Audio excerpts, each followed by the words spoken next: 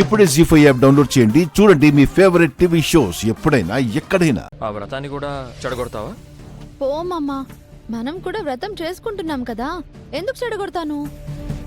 సరే అయితే సరే, రేపు నీకు కూడా ఓ సర్ప్రైజ్ ఉంది. ఏంటి మామా అది? రేపు చూస్తావుగా. రేపు నువ్వు సర్ప్రైజ్ ఇస్తున్నావు, నేను నీకు షాక్ ఇవ్వబోతున్నాను మామా.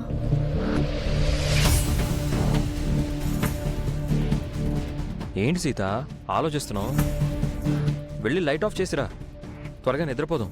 ఆ పాలు తాగు మామా, గ్లాస్ పెట్టేసి వస్తాను.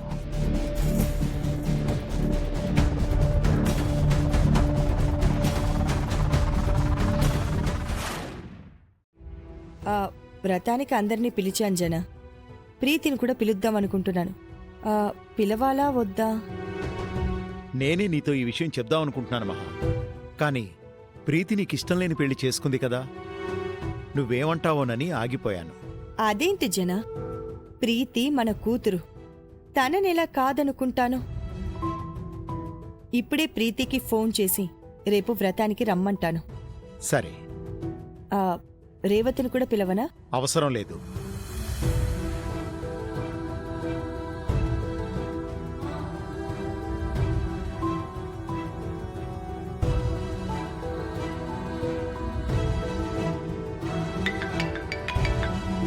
హలో పిన్ని. ఎలా ఉన్నావు ప్రీతి? బాగున్నాను పిన్ని, మీరెలా ఉన్నారు? అందరూ బావున్నారు. రేపు మన ఇంట్లో మీ నాన్న నేను సుమంగళి వ్రతం చేసుకుంటున్నాం. నువ్వు తప్పకుండా రావాలి. అలాగే పిన్ని, వస్తాను. నువ్వు మాత్రమే రా, మీ అత్త మామల్ని మీ ఆయన్ని తీసుకురాకు. వాళ్ళొస్తే మీ అమ్మ గురించి ఆ విద్యాదేవి గురించి మళ్ళీ ఆరాలు తీస్తారు. సరే పిన్ని, ఉంటాను. వ్రతానికి ప్రీతిని పిలిచానర్చన. ఉషను కూడా పిలవనా?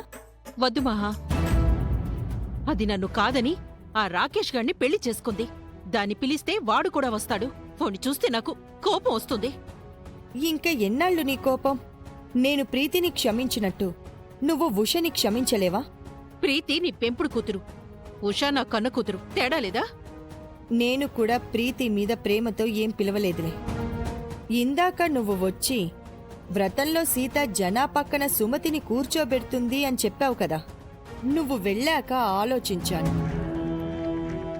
నువ్వు చెప్పినట్టు రేపు నిజంగా సీత ఏదైనా పిచ్చి పని చేసి జనా పక్కన సుమతిని కూర్చోబెట్టిందే అనుకో, నాకు సపోర్ట్ కావాలి. జనా, గిరి, రామ్ నువ్వు నా వైపే ఉంటారనుకో, ప్రీతి కూడా ఉంటే నాకు మరింత బలంగా ఉంటుంది.